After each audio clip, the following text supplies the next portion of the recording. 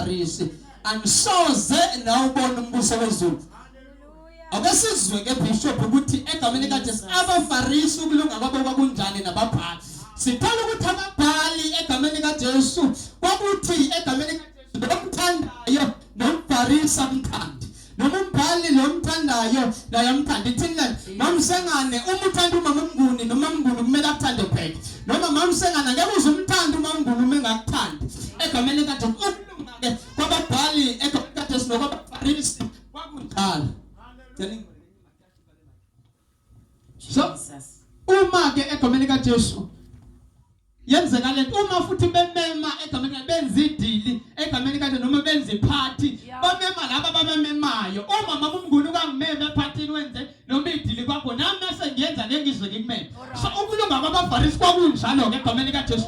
Uma kukhona umuntu othi awumkhulumisi ngoba naye akakhulumisi egameni kaJesu kwakunjalo athi umfarisi akangimbingelele umuntu ongangibingeleli akangimkhulumise umuntu ongangikhulumisi. Egameni kaJesu kulunga kuthiwa babelungile ngokuphola kwabo egameni kaJesu noma egameni kaJesu ngendlela babenza ngayo egameni kaJesu. Sithola la egameni kaJesu kuthiwa thina uma ke ukulunga kwethu egameni kaJesu Kristu kungafani nokwabo egameni kaJesu Kristu kahle kahle abafarisi bebengalungile kodwa bebelunge ngenkolo yabo egameni kasekuthiwa thina uma egameni kaJesu ukulunga kwethu kungadlula kwabafarisi asoze sawungena umbuso wezulu. Ukungakho kunomuntu ozothi awumkhulumisi ngoba akakhulumisi angeke ungene umbuso wezulu. Haleluya. Kodwa umuntu awumemi ngoba nawo kumemi angeke ungene umbuso wezulu. Haleluya. Ushipha phela namhlanje lithi ukulunga kwethu uma kungabadluli okwabafarisi asoze sawungena ngoba begameni kaJesu noma ngathiwa izulu elanganakho ke namhlanje kodwa angeke uzungene umbuso wezulu egameni noma ngathiwa umngani kaJesu kodwa namhlanje ngeke ungene umbuso wezulu ngoba uJesu ukuthi umngani akhe kodwa into ayishila kayiguqula.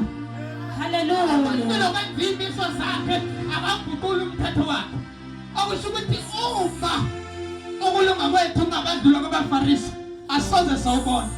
Oh haleluya. Umbuso wezulu noma singathandaza kanjani kodwa ngeke siwubone. Noma singashumela ngoba bishop akusizi ukushumayela akusizi ukwenza zonke izinto kodwa lento isitulela phansi. Oh haleluya. Namhlanje uma ukulunga kwethu ungadlula kwabafarisi ngeke siwubone umbuso wezulu ngoba siyafunda nje egameni kaJesu. Ngivule verse 21 egameni kaJesu 21 mamkhulu Jesus verse number 21. Yes. Nizwile kwathiwa kwabasendulo ungabulali. Iloyo naloyo obulalayo uyakuba necala lokwahlulelwa. Kepha mina ngithi kini iloyo naloyo othukuthelela umfowabo uyakuba necala lokwahlulela noshoyo kumfowabo ukuthi sinima uyakuba necala emphakathini noshoyo ukuthi zobomfundelela. Siyabona ke egameni kaJesu la ku verse 21. Yes. Le ndaba le isiyaqhubeka egameni kaJesu.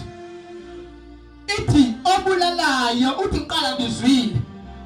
Egameni ka okusho ukuthi ngalesikhathi abantu bishop bebebulala abantu kuzenzekele noma ingane nobuyidula. Kodwa ushathi ngizwi obulalayo kuyoba necala egameni kaJesu.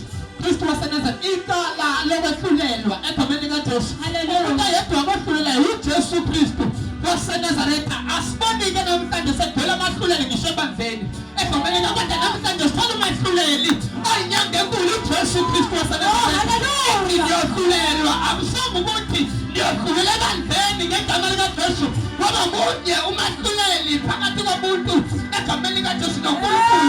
Inkosi uJesu egameni likaJesu. WaseNazaretha ngegama likaJesu ngoba ngomkhathi umuntu engafizilithi beka egameni likaJesu promeseseni kuwe manje ubheke namfowenu egameni likaJesu ngoba sibelele bezalane banakita zabantu badezwabo baqakile egameni likaJesu upromeseseni kwena ngobalungisi kodwa ubona konke wawuphinda nawe kodwa ubona konke ngoba sandela abantu banokwamakhwapha kodwa bezwa kwamakhelwane kwenzenjani bona banalisa kwabantu kayo kwamakhelwane lapho ntuka kwenzenjani. Ezokhokhela abantu. Ezohlala libona ukuthi alright. Usibanibani usethe noma usibanibani wenza ukuthi wena wenzeni uma unaka indlela yakho noNkulunkulu.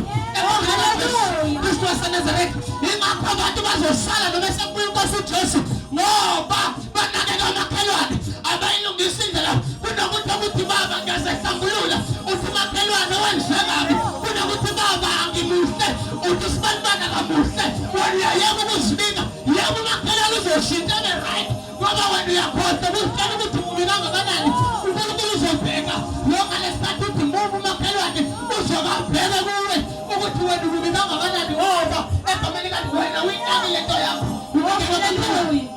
okusho ukuthi wena unendaba ukuthi makhelwane engene embusweni wezulu wena unendaba nawo ngoba uyilungisa indaba yakho ufuna ukulungisa kwamakhelwane okusho ukuthi amakhelwane alibe right angene ezulwini wena usale ngoba yakho uyilungisa Nimbonile yini kade senza wena uwenzani ingakho bisho kukhona abantu namhlanje athi kushumayela kungcono ukuthi uPaul usibanibani namhlanje uzalizwe lelizwi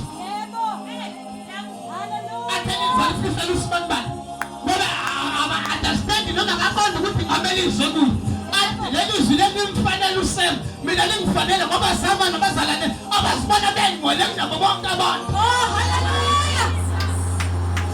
azabona ukuthi limfanele usibanibani ngithi alimfanele lelizwi uMamSengane yabona ke leli lisho uMamSengane ngoba wena lithi lizwi likhaya okusho ukuthi wena uright wena egameni kaJesu 100% nangasabuya uJesu emhlanje ezobambila ibandla engakufika uright sikhathela abantu egameni kaJesu abazihambe bephambili kodwa bayibona bengalungile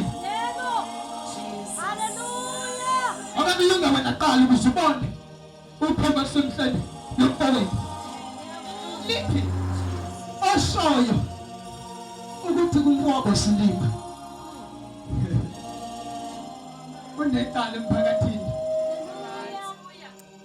yazi nje sijwayelele nto uthi awungiyena evuyisilima wena usho nje kunganakeki kanti awazi ukuthi wena usukhandika uthi yabona izinto zakho azenze kanti awazi ukuthi wena uhleli necala wabhele nje washobalula kwangenza ukuthi avuyisilima wena omunye asengaleni yakhe avuyisilima wena kanti la ngene icala lokwehlulela egameni kaJesu uma sebathawu uyabhakuza kanti awazi wena ukuthi uthi umuntu ngokaJehova wena sometimes ulimi lethu fanele sikhulume ngoba siyakhuluma kanti sesikhuluma into wrong ingakho fanele sazi ukuthi sithini ngesikhathi sini lithi egameni kaJesu ngifundela u23 ngangibona egameni kaJesu thank you Jesus ngakho ke nxa uletha umnikelo wakho ealtare ngifundela u22 verse kunale 22 ndaba engifuna sivele kuyona la 22 kepha mina ngithi kini iloyo naloyo othukuthelela umfowabo alright uya kuba necala lokwahlulelwa iloyo naloyo owethukathelela umfowabo uya kuba necala lokwahlulela alright bishop wenza into engangisakhulumisi nganquma ukuthi ngisakhulumisi kanti angazi ukuthi sengifaka icala wena ususala umfree mina ngizibophile ingakho lithi iBhayibheli xolela kasikhombisa kuze kube kasikhombisa okusho ukuthi ayikho into enganela egameni kaJesu ukuqolisela umuntu noma ukuxolela umuntu egameni kaJesu lithi egameni kaJesu uma umthukuthelela wena usunecala lokwahlulela egameni kaJesu so egameni asikadeni sometimes ngathi uhleli kanti usunecala lokwahlulela uthi sibanibani mina ngimkhulumisa futhi angisoze ngamkhulumisa futhi ngoze ngife ngamkhulumisa kanti awazi wena ukuthi ngalokho ngeke usawubona umbuso wezulu ngoba usuwenze lento yokungadoleki uma siqumile wathi ngeke ngimkhulumisa sibanibani okusho ukuthi wena usuwenze inkonzo yokungadoleki haleluya lithi wena usunecala uzambela nje lokwahlulela sibuyele emuva khona izwi lelo lithi silifundile kahle 22:31 elithi uma ubulala lethi ngizwile uma ubulala ngizwile uma ubulala egameni kaJesu ukuthi yoba necala yonke lonto abantu bacabanga ukuthi uma kukhulunywa ngokubulala lokhu kukhulunywa ngokubulala lokhu bokuthi uthatha inkemba nokuthatha isibhamu umthubuli kanti nangolimi lethu baningi sibabulele baningi abahleli phansi sibabulele baningi egameni kaJesu abalimele sibabulele egameni kaJesu wolimi lethu sibaqedile nje egameni kaJesu awazi wena ngokuthi awusithathanga isikhali walimazi sibanibani umbulalile umuntu egameni kaJesu Kristu waseNazaretha ngoba kunabantu abahambayo bafile egameni kaJesu ngenxa yethu. Namhlanje kuthiwa uma egameni kaYehova kathi umbulali usoba necala. Sibingelele ulungane egameni kaJesu Kristu waseNazaretha sethathetha simshayela izandla egameni kaJesu. Jesus. Awufunda u23 mamngolisa ku25. Thank you Jesus. Ngakho ke nxa uletha umnikelo wakho ealtare ukhumbula lapho ukuthi umfowenu unamagqubu nawe. 24. Shiya lapho umnikelo wakho phambi kwealtare uhambe kuqala ubuyisane nomfowenu andukuba uze unikele umnikelo wakho. Uma uzonikela isikhathi sokunikela uzonikela uphethe umnikelo akushiwa ukuthi ukukhumbula ukuthi uphula usibani. Kuthiwa uma ukhumbula ukuthi umfowenu unegugu nawo futhi kuwes uma wena sekuwena wena usibani. Kuthiwa uma ukhumbula ukuthi umfowenu unegugu nawo okusho ukuthi kunemushumushu eyenzakalile phakathi kwenu nangabuyisana egameni kaJesu. Kuthiwa akulungile ukuthi uthathe umnikelo wakho uzowubeke e-altar ngoba lowo mnikelo noma ungawunikela awulungile noma angeke uzulunge noma lento ngabe uyikhulekela yona angeke iziyenzeke ngoba wena kunalento ekuvimbayo yegugu likamfowenu egameni kaJesu. Okusho ukuthi uNkulunkulu ukuze izinto zenzeke kudingakala ukuthi sibe clean. Ingakho izinto sinikela kuphela 50 years kunikela kuphela 5 years kungenzekile into singenzekile into esiyikhulekelayo ngoba labantu eshayisene nabo asihlini nabo noma siyenzi egameni kaJesu Kristu waseNazaretha uxolelano bantu basinikele egameni kaJesu. Sijabulele ukuthi isikhathi sokunikela kodwa khumbula ukuthi umuntu egameni kaJesu usibanibana mkhulumisana. Hallelujah. Kuthiwa shiya umnikelo ngaleso sikhathi akushiwa ukuthi ubeke altar kodwa ushiye ngaleso sikhathi ugijima yamfowenu niyobuyisana egameni kaJesu kuba uyonikela. Sishayele ekhala sinikela kodwa sinikela sigabene nabantu siyanikela sigabene nabantu egameni abanye baxabene nabantu bomndeni egameni kaJesu ngoba sibona bekhola basibona ukuthi ngoba besindisiwe bangcono bazobadelela ngisho emakhaya. Hallelujah. Oh Jesu. Alibalanga ukuthi umfowenu okholwayo umfowenu abanye bazothi ngoba umfowenu okusho ukuthi dadewethu milongile avele ngizobeka.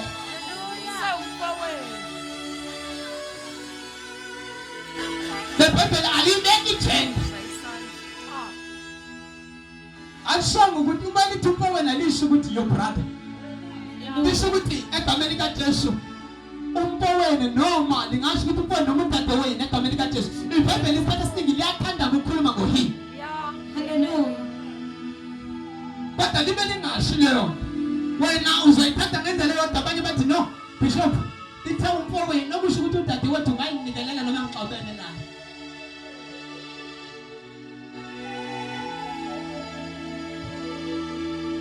Twashiya lo mnikelo ubuyisane naye andikuzonikela into azokwenza ukuthi umnikelo wakho uqhube.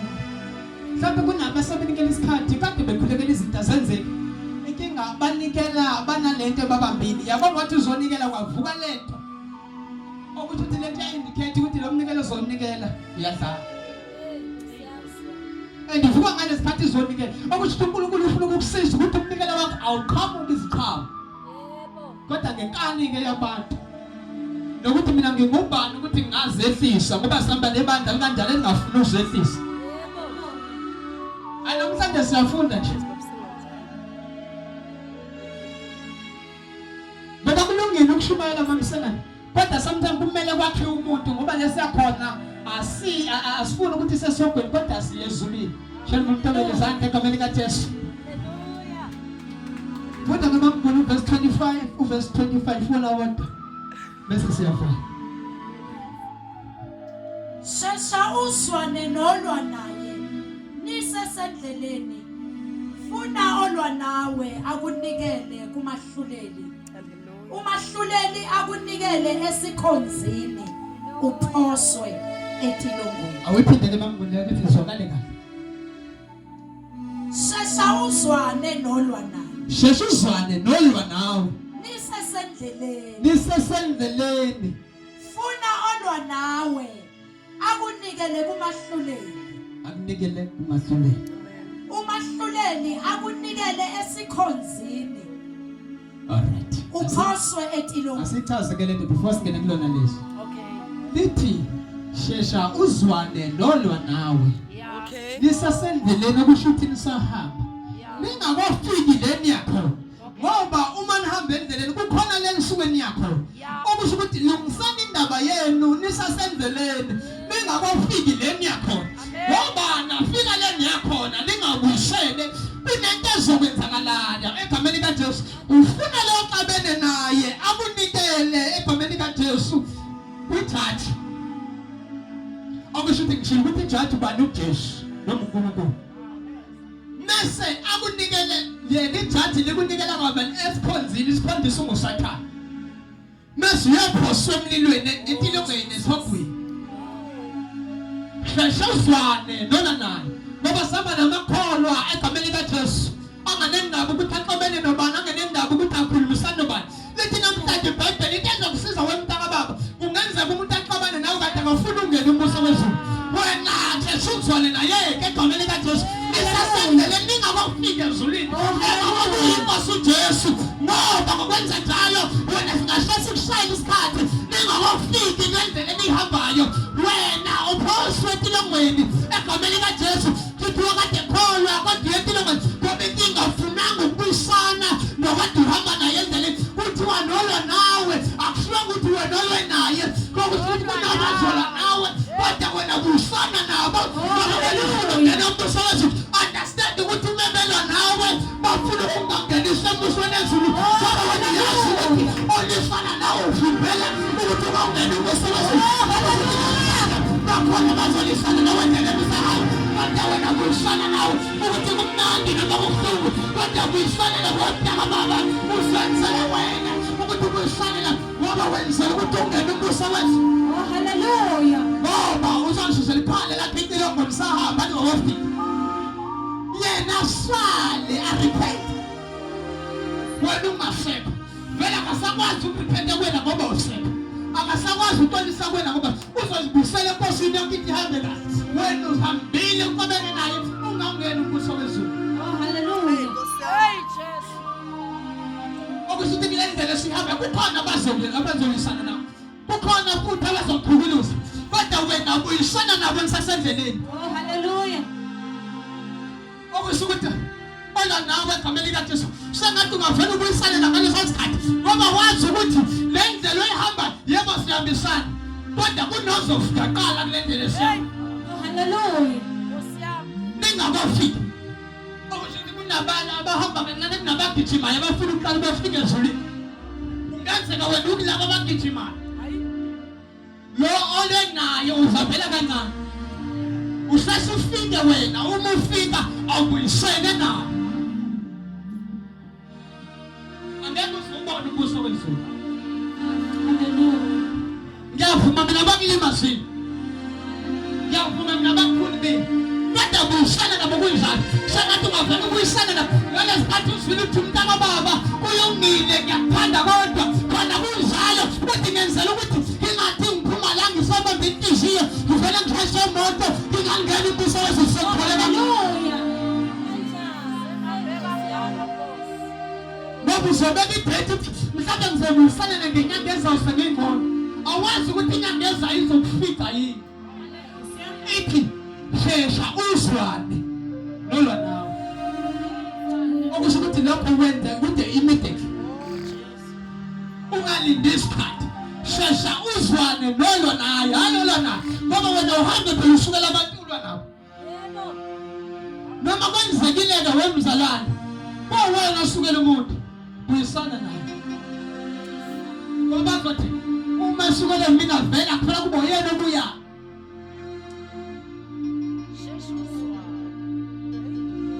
Kuyenzeka. Bishop, kithi ngayibhalana nje kangisengithinta indawo eroad.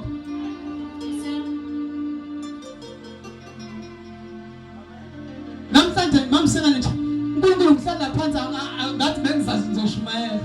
uNkulunkulu ukhuluma letha kumina ukuthi siyibandla ngoba sifuna njalo sihlale sijajana ngoba kufuna kuvela abangcono, sifuna ukuhlukanisa lekuthi ungcono lo uyabheda egameni kaJesu. As ithi izwi kaNkulunkulu singumzimba kaKristu.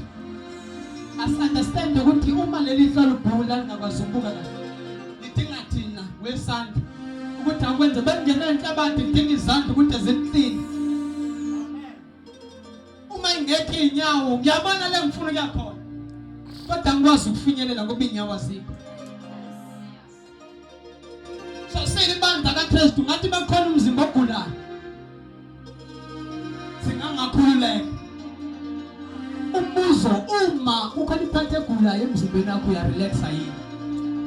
Why pho uma kugula umzimba kaKristu si-relax? Ingoba umzimba wakho ubalulekile ukudlula ibandla likaKristu. Ngoba sihamba nabazalwane elithi ngeensuku zokugcina kuzoba nabazalwane abayithanda bona, abanganendaba nomunye umuntu kodwa abayithanda bona. Ukuthi wena uphumaphi wenze abanendaba nawo kodwa kufuna kuvele. Ingakho nasebabantu kuduma abantu abafuna ukuvela, ngoba sandela abazalwane kuyikhathi zokugcina abafuna ukuthi kuvele bona. Ukuthi wena uphumaphi usheke kanjani abanendaba nalokho, bakuvele bona nje kuphelile. Shesha uzwane nolwa nawe. Ukwenze ngokuphuthuma lokho. Sengathi umntaka baba umukhona ungavela uphumela bekude umshayela ucingo. Hey, Uthi mina ngizwile yena, but I forgive you. hey Nkosi Jesu. Awuzenzele nalokho. Awenzeli yena kodwa uzenzela wena. Akushiwa ukuthi ngixolisa kuyena ukuze angawungeni yena umbuso wezulu. But everything oyenzayo uzenzela wena. Awenzeli ukuthi yena mhlamba uyakuthanda kancane. Awenzeli ukuthi ibandla libonile ukuthi selibuyisela. Kodwa wena wenzela ukuthi umbuso wezulu ungene. Yabona incwadi kaMathewu izoqala ku chapter 1 iyale. Ile ngavela ngabona khona ukuthi bishop ukholwa kunzima. Athi umuntu akulimele uzwe isifizi yaqapha kodwa cha uzwane na. Kuba uJesu la ukuthi kwanga nendawo ukuthi umuntu olimele uzizwa kanjani. Kodwa yena uthi wena ume washeshe wazwana naye uzongena umbuso wezulu. Ukuthi kunzima ukuthi umtshela ukuthi emxolele uzenzela wena ukhumbule lokho. Ungabanjwe into encane seshimele kangaka saprofeta sathandaza saweshipa bese ubanjwe into encane nje ukuthi ungangeni umubuzo kuthiwa ezulwini mhlawumbe usuyabuza kuthiwa yini ekisa sibhweni ukuthi angizange kuyisane nosibanibani.